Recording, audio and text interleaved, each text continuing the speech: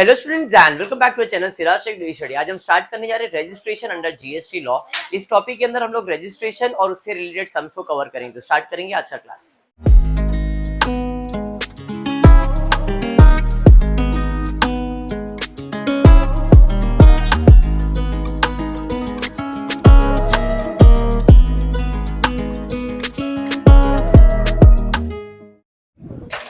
चलिए, in the previous class मैंने आप लोग को रजिस्ट्रेशन तो अभी कुछ करवाया नहीं है, बट हमने इनपुट टैक्स क्रेडिट कवर किया था। टैक्स के अंदर प्रैक्टिकल सम्स के अंदर time of supply, place of supply, collection of GST and registration के सम्स आते हैं। इसके भी सम्स आते हैं। अब एक्चुअली इसके सम्स नहीं होंगे, इसमें सिर्फ ही इज लायबल और नॉट, बस इतना ही बताना है। बट उसके लिए आपको कंसेप्ट मालूम होना चाहिए कि भाई जीएसटी में कौन से पर्सन अपने आप को रजिस्टर कर सकते, कौन से पर्सन अपने आप को रजिस्टर कर सकते। तो आज अपना टारगेट वही है, who is liable for register and who is not liable for registration. ये दो चीज को आज अपन कवर करेंगे। पॉसिबल हुआ तो इसके सम्स को भी आज ट्राई करेंगे, ठीक है क्या। सबसे पहला देखते हैं कि जीएसटी जब लॉन्च किया गया तो गवर्नमेंट ने क्या रूल रखा फॉर रजिस्ट्रेशन। कि भाई अगर तुम कोई भी स्टेट में सामान खरीद रहे हो या बेच रहे हो तो आपको जीएसटी के अंदर रजिस्ट्रेशन करना पड़ेगा। तो रजिस्ट्रेशन करने के लिए रूल क्या है, a person whose threshold limit exceed, वो बंदा जिसके थ्रेशोल्ड लिमिट एक्सीड हो जाते उसको रजिस्ट्रेशन करने का। What is threshold limit? तो थ्रेशोल्ड लिमिट का मतलब है aggregate turnover greater than 20 lakhs। Aggregate turnover greater than 20 lakh. Turnover का मतलब सेल्स, टर्नओवर का मतलब सेल। तो अगर एक बंदे का थ्रेशोल्ड लिमिट का मतलब है गवर्नमेंट ने एक लिमिट सेट किया है कि अगर आप इसके अंदर ही सेल्स करें तो रजिस्ट्रेशन मत करो, लेकिन आप इसके ऊपर अगर सेल्स करते हो तो रजिस्ट्रेशन करना पड़ेगा। बात समझ में? अब वो थ्रेशोल्ड लिमिट कितना है? 20 लाख। ये समझने के लिए 20 लाख है, एक्चुअल में ये 10, 20, 40 है। 10 लाख, 20 लाख, 40 लाख, अलग अलग कैटेगरीज के लिए। बेसिकली 20 लाख इज इंपॉर्टेंट, ठीक है। 10 लाख, 20 लाख और 40 लाख का अलग अलग कैटेगरीज है, अलग अलग लोगों के लिए। बट थ्रेशोल्ड लिमिट कितना पकड़ के चल रहे हैं हम लोग? 20 लाख। अरे ये समझ में आया क्या? अगर आपका एग्रीगेट टर्नओवर का मतलब होता है सेल्स, सप्लाई। अगर आपका सेल्स या सप्लाई 20 लाख के ऊपर चला गया तो आपको रजिस्ट्रेशन करना पड़ेगा। प्रोसेस के ऊपर फोकस नहीं कर रहा हूं कि उसका प्रोसेस क्या है, स्टेप्स क्या है, कब रजिस्ट्रेशन करना है, कितने दिन में रजिस्ट्रेशन करना है। हमने आईटीसी के अंदर देखा था, अभी जो पिछला सेक्शन 18 वाला किया था कि भाई बंदा सेल्स कर रहा है, परचेज कर रहा है, फिर उसको रजिस्ट्रेशन आ गया। पहले उसने रजिस्ट्रेशन नहीं किया था, फिर उसको रजिस्ट्रेशन आया तो उसने जो खरीदा था उसका हम लोग आईटीसी क्लेम किया। रजिस्ट्रेशन होने के बाद वो हमने आईटीसी पे कंप्लीट किया था, बराबर है, याद है। तो अभी हम लोग सिर्फ किसके पर फोकस कर रहे हैं? रजिस्ट्रेशन के ऊपर। तो जब पर्सन जिसका थ्रेशोल्ड लिमिट 20 लाख के ऊपर चला गया उसको रजिस्ट्रेशन करना है। दूसरा, a person who is already registered earlier, जो बंदा पहले से रजिस्टर्ड है, जीएसटी के पहले एमवैट चल रहा था, अगर उसने अपने को उधर रजिस्ट्रेशन करके रखा था तो बाय डिफॉल्ट उसको भी यहाँ पे क्या करना पड़ेगा? रजिस्ट्रेशन कंपलसरी हो जाएगा। बात समझ में? इसके लिए कोई लिमिट सेट नहीं है। अगर ये बंदा पहले कोई दूसरे टैक्स के अंदर रजिस्टर्ड है तो बाय डिफॉल्ट जीएसटी में भी वो रजिस्ट्रेशन कंपलसरी है। बात समझा? हाँ या नहीं? चलिए ठीक है। अब व्हाट इज एटीओ?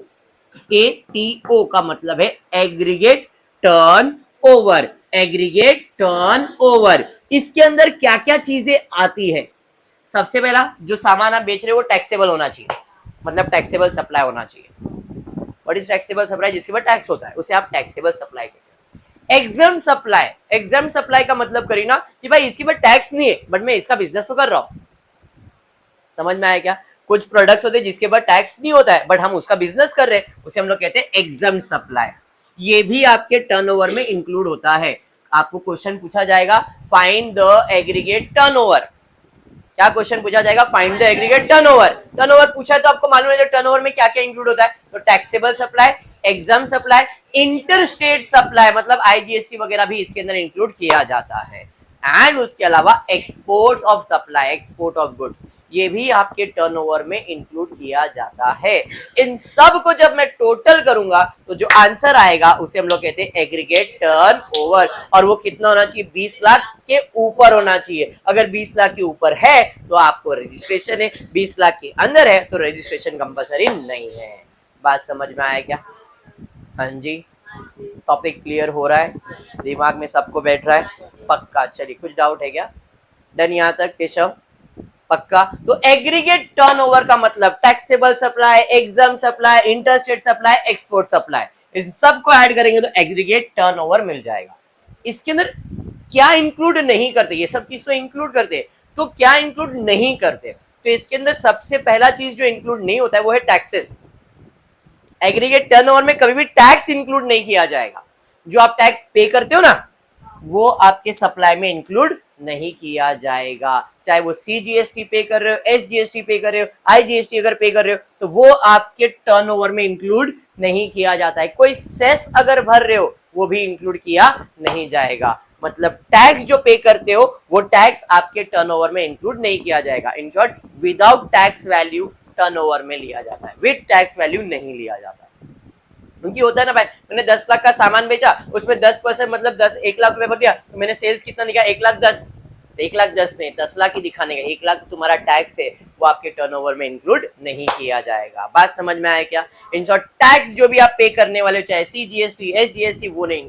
उसके अलावा इनवर्ड सप्लाई, इनवर्ड मतलब जो परचेज किया हुआ है वो भी आपके टर्नओवर में इंक्लूड नहीं किया जाएगा। टैक्सेबल मतलब यहाँ पे आउटवर्ड हुआ, आउटवर्ड मतलब सेल्स हुआ, इनवर्ड नहीं, इनपुट नहीं, आउटपुट। तो एक इनपुट नहीं इंक्लूड किया जाएगा, दूसरा टैक्स इंक्लूड किया नहीं जाएगा टर्नओवर के अंदर। दोनों पॉइंट्स क्लियर है? पक्का क्लियर है? इतना सबको समझा है? पक्का? चलिए, अब हम 2-3 कैटेगरीज देख लेते। सबसे पहला कैटेगरी ले रहा हूं, threshold limit for registration of supplier of ice cream and other edible ice. Ice cream के बारे में डिस्कशन कर रहे हैं हम लोग। ये आइसक्रीम वाले को एक स्पेशल कैटेगरी दिया गया है जीएसटी के अंदर। आइसक्रीम वाले को स्पेशल कैटेगरी दिया है, सिर्फ आइसक्रीम नहीं, edible ice also. What is edible ice? जिसको खा सकते हैं। लाइव आइसक्रीम वाला बनाता है वो खाने के लिए, तो इट इज खाने के लिए बनाएगा ना। Supply of ice cream and other edible ice,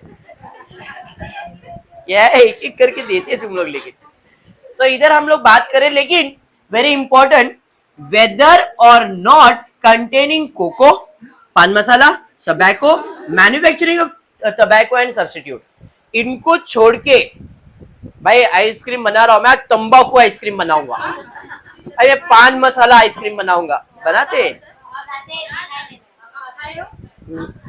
आप खाए नहीं खाए ये डिस्कशन नहीं कर रहे हम लोग, ये पढ़ रहे क्या बेटा। आजकल हम भी सोशल मीडिया यूज करें ना, उसके अंदर ऐसा डालते हैं, टक टक टक टक टक टक टक टक बना के पिला के खिलाते। चलो छोड़ो छोड़ो, वापस ध्यान देते। तो इसने क्या बोला है, थ्रेशोल्ड लिमिट। जैसे यहाँ पे 20 लाख का थ्रेशोल्ड लिमिट था, अब ये कैटेगरीज वाइज आ जाता है। तो अगर ये बंदा थ्रेशोल्ड लिमिट फॉर रजिस्ट्रेशन और supply of ice cream and other edible ice whether और नॉट कंटेनिंग कोको, पान मसाला, टबैको और मैन्युफैक्चरिंग ऑफ टबैको सब्स्टिट्यूट, इनको छोड़ के अगर कोई भी आइसक्रीम में वो डील कर रहा है तो उसको थ्रेशोल्ड लिमिट दिया गया 10 और 20 लाख। ये 10 और 20 लाख क्या है? 10 lakh for special economy zone. What is special economy zone? मतलब अपने कंट्री में कुछ स्टेट ऐसे हैं जो स्पेशल इकोनॉमी जोन में आते हैं, जहां पे पॉपुलेशन थोड़ा कम है। जब उधर पॉपुलेशन कम है तो वहां पे सेल्स सब कम ही होगा, तो इसे हम लोग क्या कहते हैं, स्पेशल इकोनॉमी जोन। जैसे ये 4 स्टेट को हम लोग ने काउंट किया गया है स्पेशल इकोनॉमी जोन पे, MNT, M Manipur, Mizoram, Nagaland, Tripura. MNT Manipur, Mizoram, Nagaland, Tripura. इन सब स्टेट्स में अगर आपका टर्नओवर 10 लाख के ऊपर जाएगा, आइसक्रीम की बात चल रही है, अगर आइसक्रीम का टर्नओवर 10 लाख के ऊपर जाएगा तो बंदे को क्या करना पड़ेगा, रजिस्ट्रेशन अंडर जीएसटी करना पड़ेगा। लेकिन इन 4 स्टेट को छोड़िए कोई दूसरा स्टेट है, रिमेनिंग स्टेट है, यूनियन टेरिटरी, तो लिमिट कितना है, 20 लाख आइसक्रीम के लिए। अरे बात समझ में आया? टबैको पान मसाला का कैटेगरी अलग है, उसे इधर नहीं लिया जाने वाला है, ठीक है।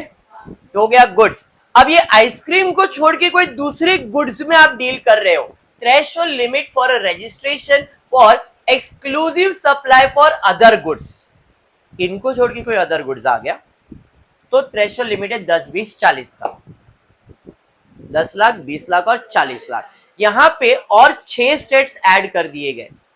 ये स्पेशल इकोनॉमी जोन है, ये स्पेशल से बाहर निकले हुए स्टेट्स है और ये तो रिमेनिंग स्टेट्स है। पहले पूरे 10 स्टेट्स को स्पेशल इकोनॉमी जोन कहा जाता था, पूरे 10।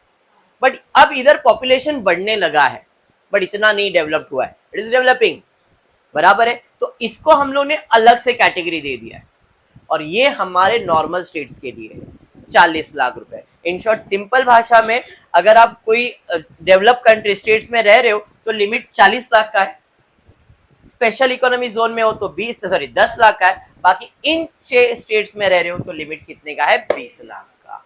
समझ में आया? किस चीज के लिए, आइसक्रीम को छोड़ के बाकी दूसरे प्रोडक्ट्स के लिए। That is threshold limit is 10 lakhs for this 4 state, MNT, Manipur, Mizoram, Nagaland, Tripura. उसके अलावा 20 लाख है अरुणाचल प्रदेश, मेघालय, पौंडीचेरी, सिक्किम, तेलंगाना एंड उत्तराखंड।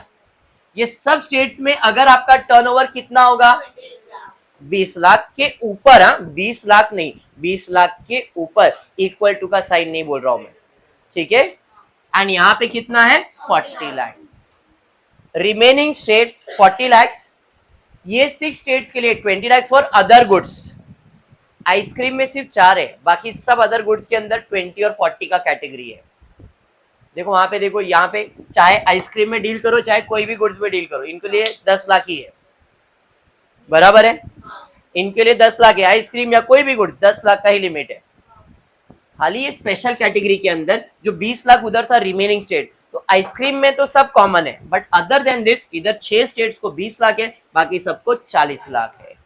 समझाइए, क्लियर है? नेक्स्ट थ्रेशोल्ड लिमिट, ये सब हो गया गुड्स। अब आ जाते हैं सर्विस पे।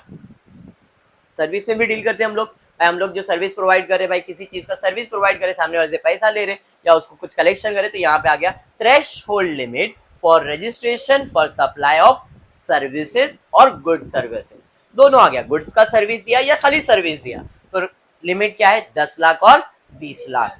सर्विस के लिए 20 लाख, गुड्स के लिए 40 लाख, ये याद रखने का। गुड्स के लिए 40, सर्विस के लिए 20। समझ में आया? हाँ जी। अदर गुड्स, इसको 20 है, 10 सब में उसको 10 ही है, चाहे वो गुड्स हो चाहे वो सर्विस हो, इसका लिमिट तो 10 का ही है। खाली इधर अदर स्टेट्स के अंदर 6 स्टेट्स को 20 लाख है, बाकी 10 लाख और 40 लाख, 10 लाख और 20 लाख, 10 लाख, 20 लाख, 10 लाख। इसके लिए मैंने यहाँ पे 20 लाख का कैटेगरी लिखा था। बात समझ में आ गया? तो क्या याद रखना है? याद ये रखना है आपने को कि आयुष, नॉर्मल केस में 10 लाख और गुड्स के लिए 40 लाख, 10 लाख और 40 लाख। खाली ये स्टेट्स के लिए 20 लाख है। समझ में आ गया? सर्विस के लिए 10 लाख और 20 लाख, सर्विस के लिए 10 लाख और 20 लाख। क्लियर है क्या? क्लियर। अब अपन पढ़ाई करने वाले कि किसको रजिस्ट्रेशन नॉट कंपल्सरी या रजिस्ट्रेशन अलाउड नहीं है।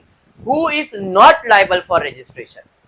जो गवर्नमेंट का सेवा कर रहा है वो रजिस्ट्रेशन के लायबल नहीं है। सिंपल भाषा, specified categories of person notified by the government.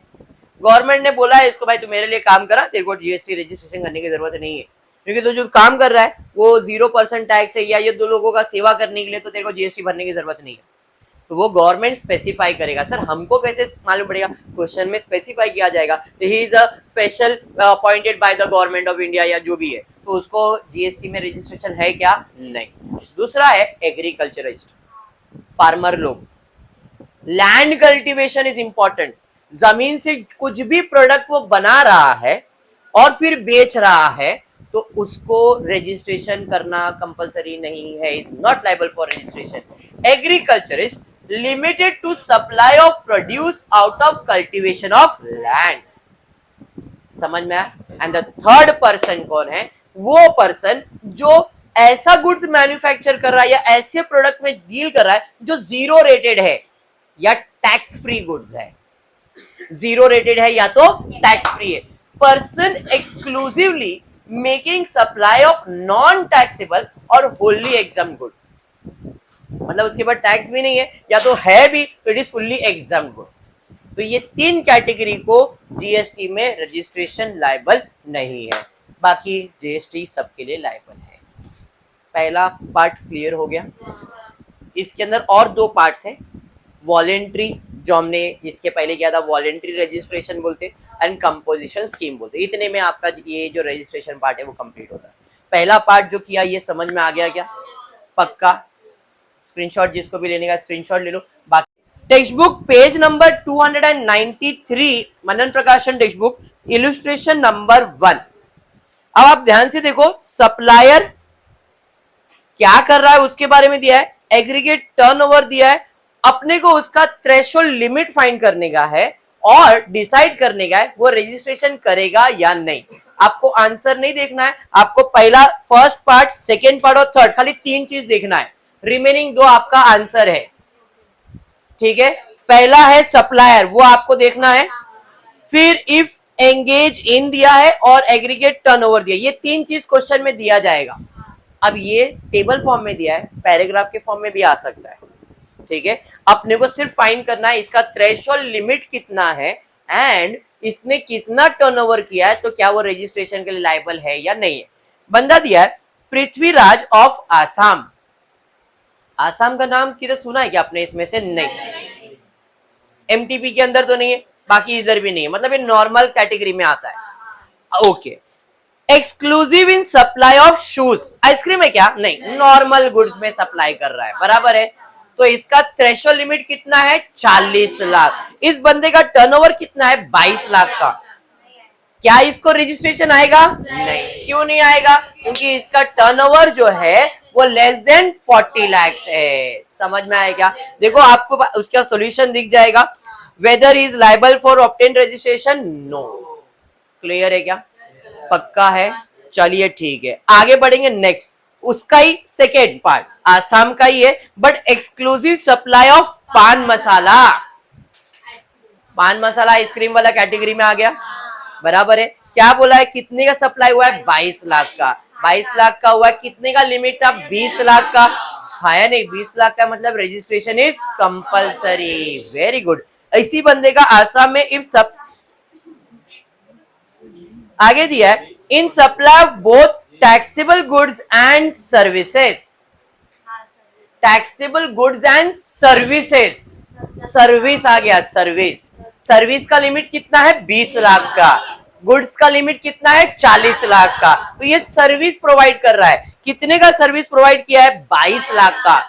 20 lakh तक के ऊपर चाहिए ना, 22 लाख के मतलब इसको रजिस्ट्रेशन इज कंपलसरी। सब समझ में आया क्या?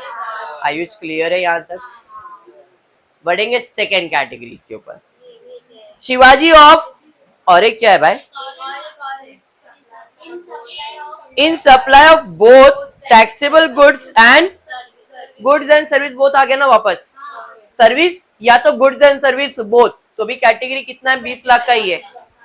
चाहे सर्विस हो अलोन या तो गुड्स एंड सर्विस साथ में हो तो भी 20 लाख का ही है इधर।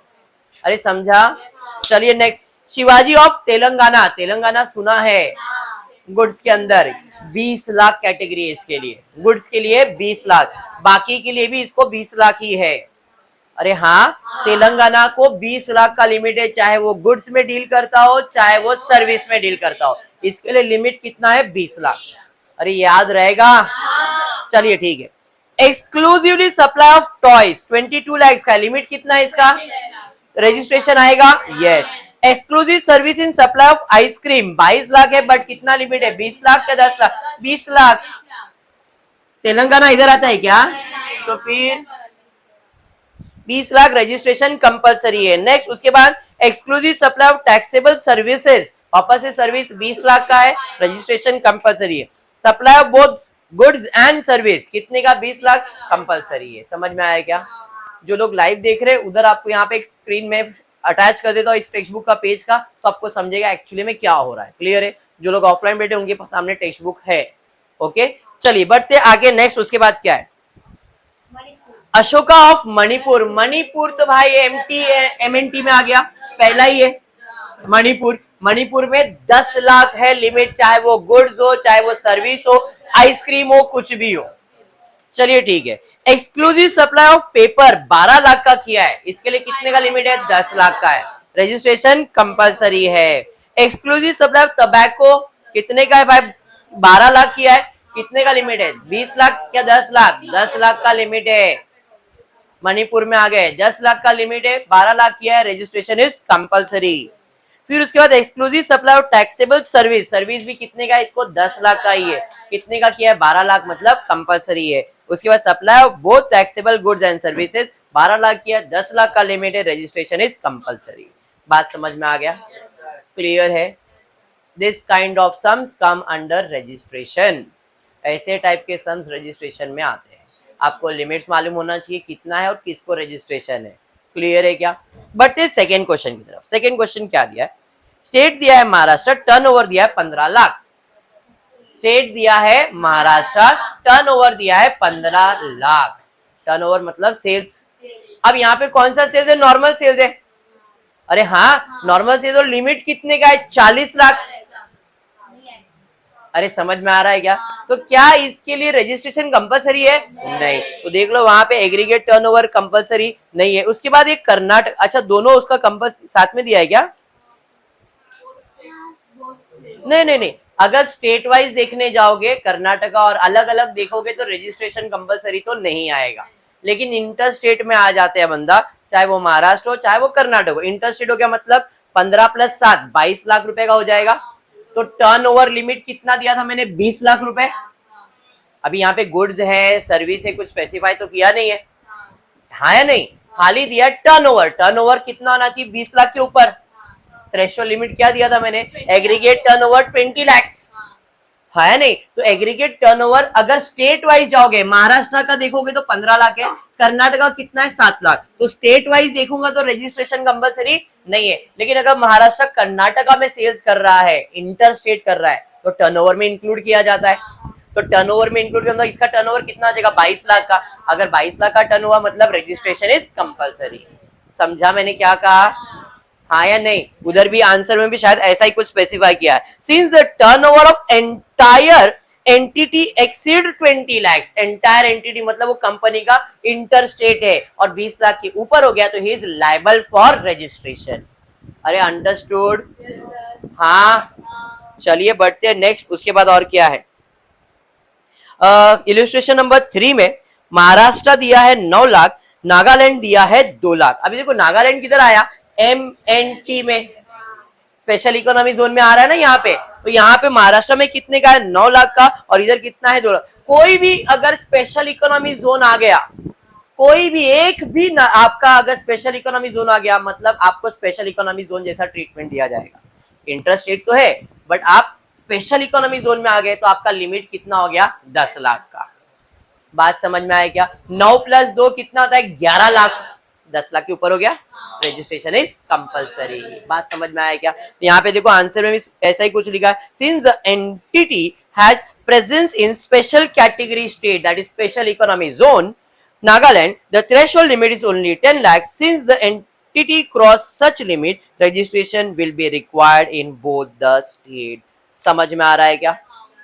टॉपिक समझा रजिस्ट्रेशन का क्या है? ऐसा कोई जिसको नहीं समझ में आ रहा है? पक्का? अगर सेट पब्लिकेशन में कुछ सम्स है इससे रिलेटेड तो मैं सेट पब्लिकेशन का भी करवा देता हूँ। टेक्स्ट बुक का जो क्वेश्चन मैंने ऑलरेडी यहाँ पे लिख दिया है, एक बार ये गो थ्रू करते हैं कि ऐसे टाइप का सम्स आया रजिस्ट्रेशन में तो क्या करना है। अभी लिमिट्स तो मालूम पड़ गया, अब सवाल है कि कौन से तारीख को अपने को रजिस्ट्रेशन करने का। तो रजिस्ट्रेशन कब होएगा, जब आप लिमिट क्रॉस करते हो। जिस दिन आप लिमिट क्रॉस करोगे उस दिन आपको रजिस्ट्रेशन देना पड़ेगा। जैसे यहाँ पे दिया, मिस्टर के is a new dealer, from the following information find out on which day he will be liable for registration.